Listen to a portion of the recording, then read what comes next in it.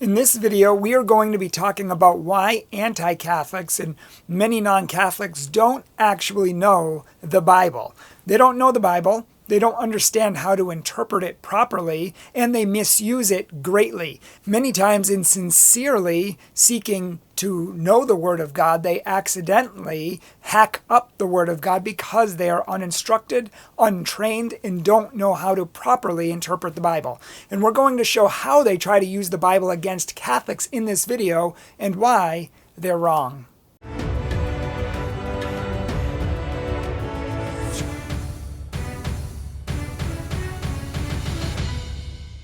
Welcome to Catholic Truth. My name is Bryan Mercier, and I'm the president of Catholic Truth. I'm a professional Catholic speaker, professional Catholic apologist. I'm an author, a retreat leader, and I'm happy to be here with you today talking about why anti-Catholics don't know the Bible and why they misuse the Bible when trying to prove the Catholic Church wrong. We have 4 examples out of many in this video that we could use. And each of these examples will show how they misuse the Bible and how they attack Catholicism falsely.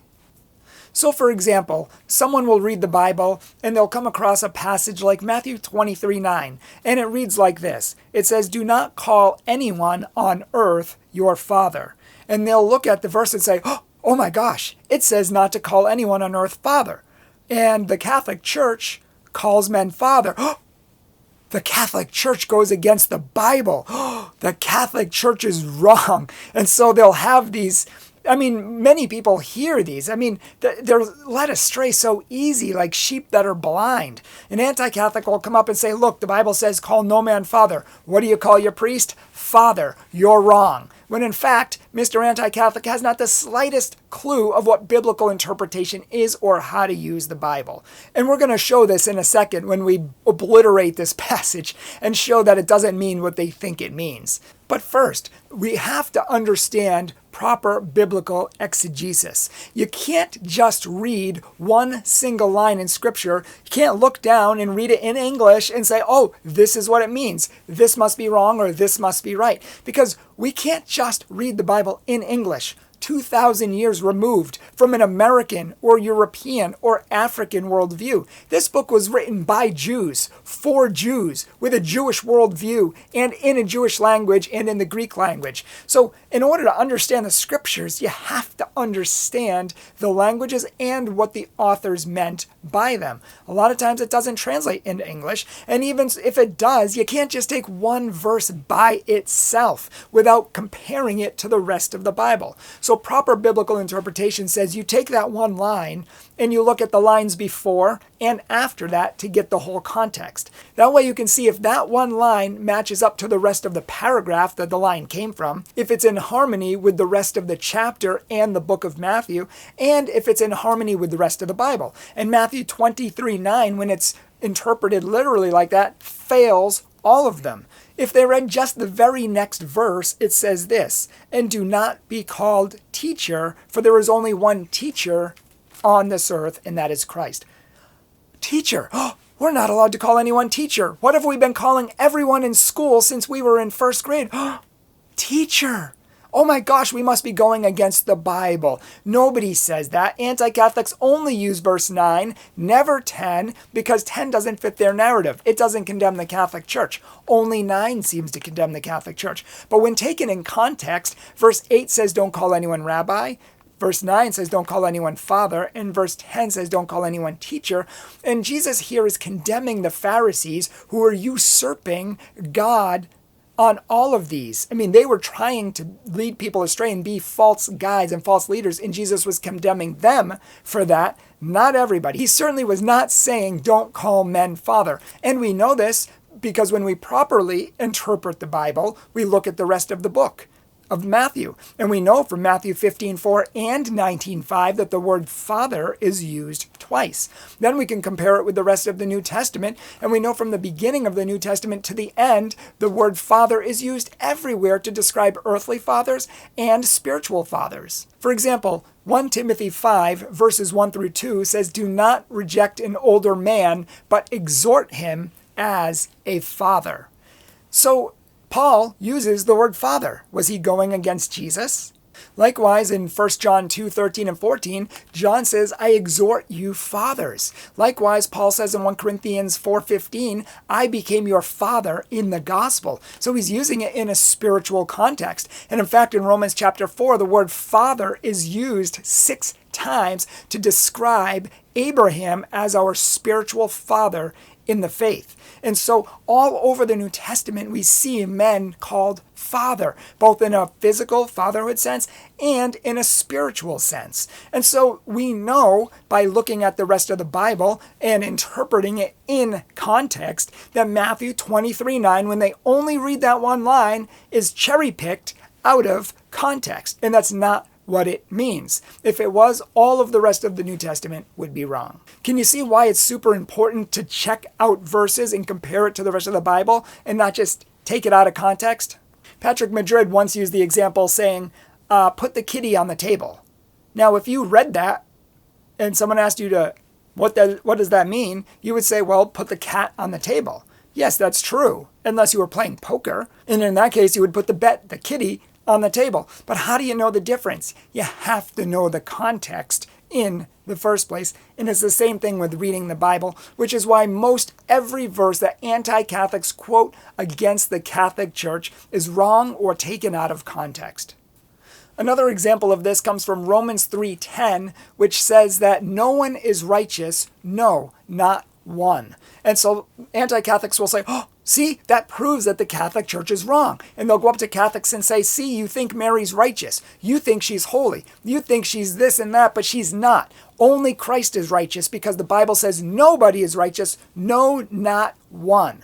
But of course, this is elementary sophomoric biblical interpretation, and no scholar would endorse such a shallow, unintellectual accusation against the Catholic Church.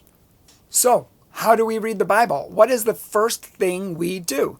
Well, we look at the verses before and after it. And the very next verse in Romans 3:11 says, there are none who understand, and there are none who seek after God. Well, that's a problem. I mean, if we're taking these literally and we're just reading the book as it says, well, it says nobody seeks after God. And apparently that would include the people who are reading the Bible and attacking the Catholic Church. And that just breaks apart and makes no sense. And for those who are familiar with the Bible, we know that this verse is quoting the Old Testament to make a point. It's not saying there aren't any people that are righteous. It's not saying that nobody seeks after God. It's just saying that these people who are trying to follow the law are not following God and not pleasing God, and they can't as long as they're trying to follow the law. And we know this by looking at the rest of the Bible, by comparing it to the rest of the scriptures. And when we do, let's say we look in Luke chapter 1, verse 6, it says that Zechariah and Elizabeth were both righteous before God. They were righteous. The Bible specifically says they were righteous. So you either have a contradiction because the Bible says nobody's righteous, and then it says, oh, somebody is righteous. In fact, 2 people are righteous, Elizabeth and Zechariah. Or these people are taking the Bible out of context without any understanding of it. I mean, most of these people who attack the Catholic Church, 95, maybe 98, I don't know, somewhere really high. Most of the people who read the Bible and attack on social media, most of them are not studied in theology. They're not studied in biblical exegesis. They've never gone to school to understand biblical interpretation, which is why if we can understand how to interpret the Bible and to read it in the right way, it doesn't matter how many verses you have memorized if you don't understand them and they're all wrong and they're all taken out of context. What matters is understanding the Word of God the way the author was trying to communicate it and what we're supposed to understand from it. Likewise, James 5:32 says that Jesus did not come to call the righteous, but the sinner. So clearly there are sinners and there are those who are righteous. In James 5:16 it says the prayer of the righteous man avails much with God. So clearly there are people who are righteous. And these are only a few of the many passages that I could quote where people are called righteous, like Joseph, the husband of Mary, or Job, and other people as well. So just taking one line out of context is not the way to go about the Bible. And I would ask people to reconsider how you read Scripture and maybe even to take a course on how to properly read the Bible so you can understand it. This is the reason why there are so many thousands and thousands and thousands of Protestant religions all contradicting each other, all trying to pray to the Holy Spirit, all competing theologies that contradict each other, and all claiming to be right, except the Holy Spirit is not that confused. The Bible says in 1 Peter 20 and 21 that the Bible is not open for any private interpretation. And what do we have people doing? Privately interpreting scriptures all over the place. Let's give a couple last examples. Example number 3. Anti-Catholics will come up to you and say, the Bible says you shall not repeat prayers. And what do you Catholics do in the rosary? You repeat prayers. So tell me, why do you go against the Bible? And the Catholics should say, could you show me that verse in the Bible where it says don't repeat prayers? And they'll say, sure. Right here, it says it in Matthew 6, verse 7. It says, when you pray, do not use vain repetitions as the heathens do. See, it says don't repeat prayers. Except it really didn't. It didn't say those words at all. Can you see how people are misusing the Bible and trying to attack others? They're not even reading what it says. It doesn't say don't repeat prayers. It says when you pray, do not use vain repetition as the pagans do. That's a big difference. What is the context of that? That is what you want to open up, because the pagans used to sit there in public and talk for hours and hours because they thought that their gods wouldn't hear them unless they heaped up enough prayers. And if they could pray to them enough and please the gods enough, then maybe the gods would answer them. And you can even see that in Isaiah when he was having the contest against those prophets. And he said, maybe your gods are asleep. Pray. It says they prayed all day until noon, and they would cut themselves with swords, and they'd go through all of these rituals just to get their gods to hear them. It doesn't say don't repeat prayers. Even Jesus repeated the same prayer. Father, if it be your will, let this cup pass by me, but if not, let your will be done. He repeated that prayer 3 times in the Garden of Gethsemane. There are people who repeat prayers in the Bible because the Bible doesn't condemn repeating prayers. It condemns vain repetition like the pagans. And if we take the book in context, the way it's supposed to be, and not destroying and obliterating the holy word of God,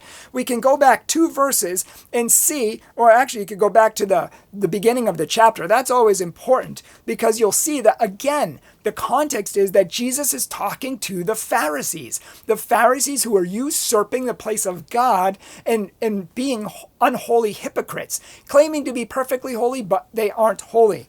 And it says, do not be like the Pharisees. Do not be like the hypocrites. In verse 5 of this same chapter, it says, when you pray, you shall not be like the hypocrites, like the Pharisees, not like the Catholics, who love to pray, standing in the synagogues and on the street corners, so that they may be seen by men. One envisions these men who love to be seen, and they stand there for long periods of time just praying out loud and looking holy and appearing holy in front of everyone so that people would praise them. That is what Jesus was condemning. Jesus never said don't repeat prayers. Not to mention, people don't understand the rosary anyways, because the rosary is not about repeating prayers. It's literally a meditation on the Bible, on the life, death, and resurrection of Jesus. Every day we meditate on those mysteries while saying the prayers as well. So the prayer of the rosary is primarily a meditative prayer. It's not about repeating prayers over and over. So clearly we can see how these verses are taken out of context. But let's look at one more example. Anti-Catholics will quote Romans 3:28 often, which says, you are saved by faith apart from works of the law. Aha! See, you Catholics, we have told you for 500 years now that we're saved by faith alone. Faith alone, and it's backed up by the Bible. The Bible says clearly in Romans 3:28 that we are saved by faith apart from works of the law. See, faith apart from works. No works, just faith. except that the Bible doesn't actually say that. And you are destroying the Word of God with your personal, uneducated, and fallible interpretation. In fact, Martin Luther, he hacked up the Word of God as well. He added the word alone to that chapter because it's not there, first of all, in his German translation, because it's not there. It doesn't say faith alone anywhere. And that's why he added the word alone. He added to the Word of God the same things Protestants condemn Catholics for supposedly doing. But the reality is that it says we are saved by faith apart from works of the law. Not works of the law. The works of the law is what's being condemned in Romans. And that's circumcision, the Old Testament rituals and cleansing and things that the Pharisees, the hypocrites that Jesus was just talking about in Matthew, the things that they did. Many of these things don't save. They were Old Testament rituals only for a little time, and they didn't save anyways. So that's why Paul in the very next chapter, in Romans chapter 4, he uses the word circumcision 9 times to say that these things, these works of the law, circumcision, do not save you. Christ saves you. But it's not by faith alone. It's by faith apart from works of the law. Of course, we have to do works. I mean, in Ephesians 2, chapter 10 says that God made us to walk in good works. And if we don't do what God made us to do and commands us to do, we will not be saved. And Protestants ignore the rest of the Bible too, like in Matthew 25, 41 to 46, where the people go to hell because they don't live out their faith. They don't feed the poor. They don't clothe the naked. They don't give drink to the thirsty. They don't visit the imprisoned. They didn't do anything. And Jesus says because they didn't do anything, they are going to hell. In fact, Revelation 20:12 says that the book of life was opened and everyone was judged according to their works. They were judged according to their works.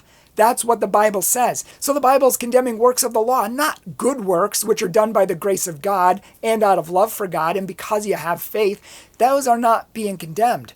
In fact, the Bible says from the beginning to the end that works are needed. They're necessary. We have to live out our faith. We have to be obedient to Christ. Romans chapter 2, 5 through 9 says this, that God and the judgment of God will render to each individual according to his faith.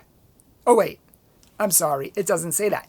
It says according to his works. The Bible says that God is going to give to each man according to his works eternal life to those who by patient continue perseverance, a verb, something we do, by continued perseverance and doing good and seeking glory, immortality, and honor. But in verse 8, it goes on to say, but those who are self-seeking and do not obey, a verb, the truth, and obey unrighteousness, they will receive indignation and wrath. So obedience is absolutely necessary to go alongside faith. And this is why these are 4 verses out of many that show how many people just look down, read a verse, oh, no one are righteous, except that later in the Bible it says other people are righteous. Joseph's righteous, Job's righteous, Elizabeth and Zechariah are righteous. So you can't just take one verse out of context. Please learn to read the Bible. Take a course online. Learn to interpret it correctly. Just memorizing scriptures and regurgitating them without understanding what they actually mean, the context, or how to appropriately give the exegesis on that passage, it's useless. It means nothing. It means you don't know the Word of God. And the Word of God is holy, not meant to be hacked up and destroyed, which is why the Catholic Church is very serious about its biblical interpretation. And it's very serious about where it says in 1 Peter that the Bible is not open for any private interpretation because this is what happens. And in fact, also in the book of Peter, it says the uneducated and the ignorant twist the words of the Bible, twist the scriptures to their own destruction. Thank you so much for watching this video today. Please like it and please share it. And if you can, please support our ministry so we can set this world on fire, so we can rebuild our church, set Catholics on fire, and help them to know, love, and live their Catholic faith. Please help us by commenting down below. Let us know what you think of this video, and please help us to share it, like it, put it all over your social media, and help spread the kingdom of God. May God bless you. Hi everyone, my name is Kate. I'm the video editor here at Catholic Truth, and I just wanted to say on behalf of all of us, thank you so much for taking some time to watch our videos and learn more about your faith. You guys really make this channel possible, and we truly appreciate you being here. So thanks again, and God bless.